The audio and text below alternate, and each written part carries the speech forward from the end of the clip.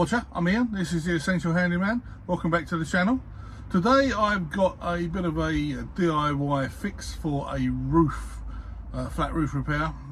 So a couple of days ago my neighbour knocked on the door, said there's a leak in his garage from the flat roof. He had his roof repaired recently and he's had his roofer back up there, and the roofer seems to think it's coming from my roof. I'm not 100% sure because obviously mine is downwind of his, so water doesn't normally go uphill, but I'm going to do some holding repairs of the seams because I know they are a little bit loose. Some of them are holding water, and we're going to see whether or not it resolves the issue or not. So let's show you what the problem is in my garage where it's also leaking. So just so you know how my house is situated, this is my house on the right, this is the garage. It sticks halfway out of the house, and my neighbour's garage is the same, and the leak is happening up on that flat roof there. So this is midway of my garage. I've got the half of it converted to an office, but where this steel is here, this is the underside of the external wall, the brickwork above it. So the brickwork will go above this, will be going up to the windows of the first floor, and this tide mark here and the wet section here indicates that we do have some sort of water ingress, which means that there is a leak up there which we need to deal with. So this should only be considered a holding repair. The roof is about 10 to 15 years old, so it's not really ready for replacement yet. So I'm going to put the product on, and that will give us maybe 3 or 4 years of solid waterproof conditions before the roof itself needs replacing. So this is the product I'm using, Chromopole, 2.5 kilograms. This cost me around about £30–35. It's an acrylic roof coating built in fibres, like glass fibres. Can be applied in wet conditions. All it says is that, you know, you get rid of all lichen, moss, debris, etc., and there's no standing water. So if it's wet, it can still be applied, but it just shouldn't be applied obviously through a puddle.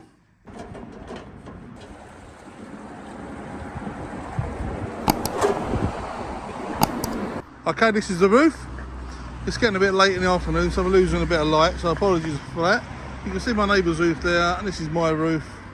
It's got standing water and it's got all sorts of junk here. And this is my able assistant, my son Monty.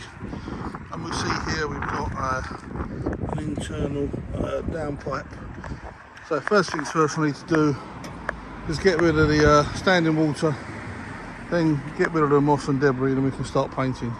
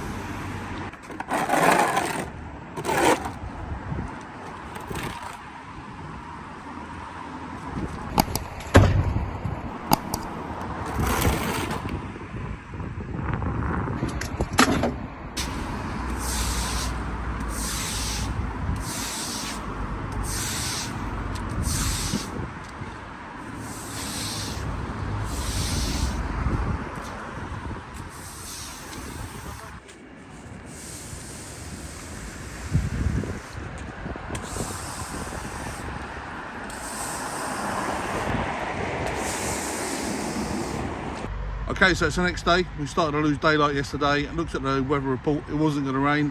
It wasn't going to rain today either, so I knew I had sort of 24 hours. It's in the afternoon the next day. The roof is looking quite nice and dry now, so we can start preparing the roof and applying the waterproofing agent. Okay, you can see all the standing water's gone. It's still a little bit wet in places, right over there and down here.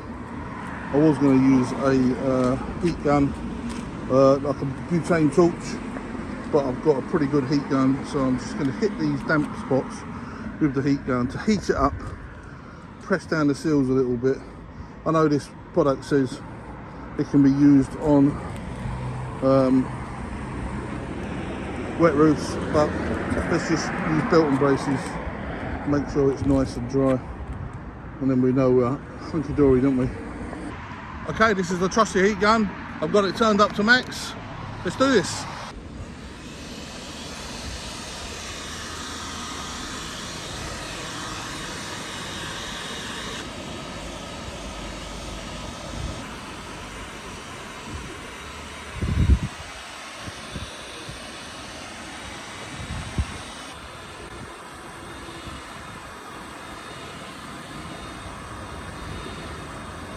Okay, roof's nice and dry, all the seals nice and dry.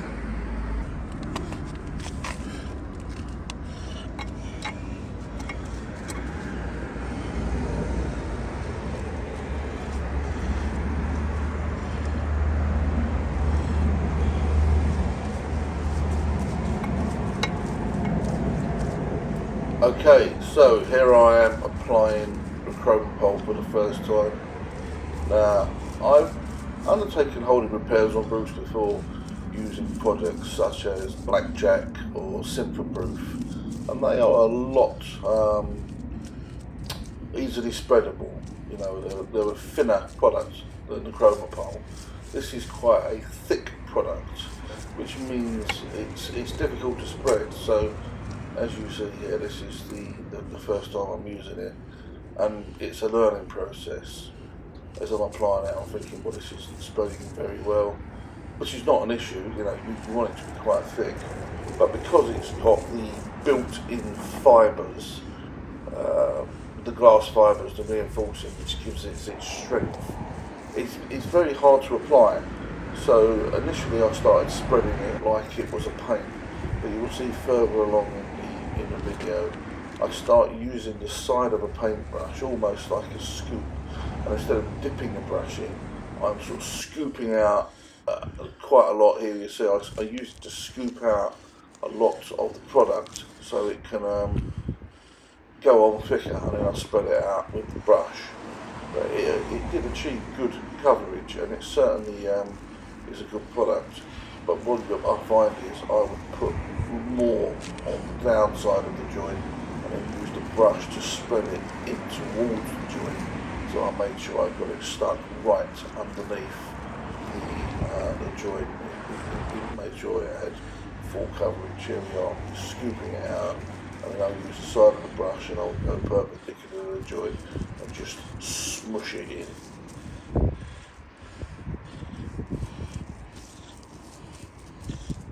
This is me just finishing up the joints now.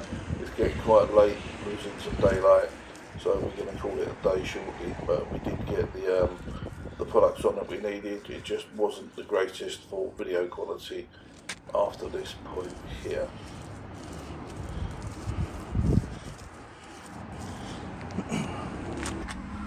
Okay, it's a little bit dark now, getting late.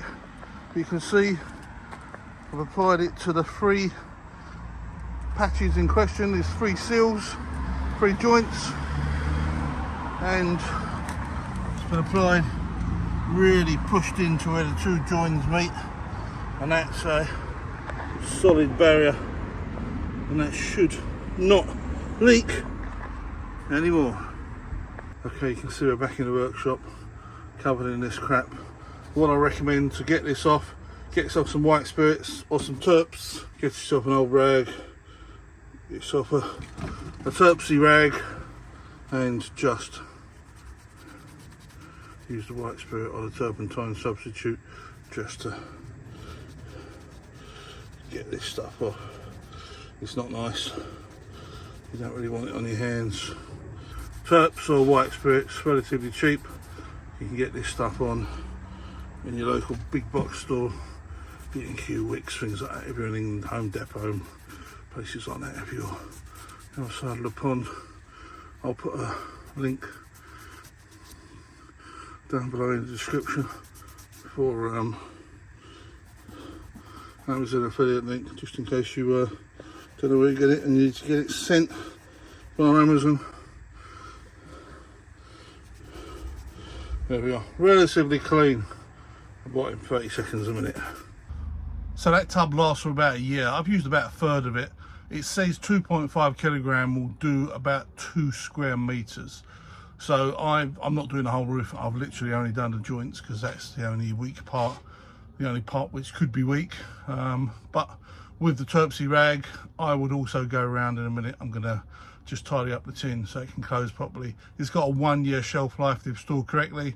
So I might need it again in the future, in the next year. So rather than throw it away, look after the tin, look after the money. Okay, thank you very much for joining me today and watching the video.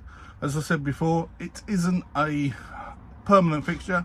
This is what is considered a holding repair, but that's, you know, that's the sort of things that I'm going to be teaching you chaps out there. If you want a proper roof repair replacement done, you're going to go to a roofer.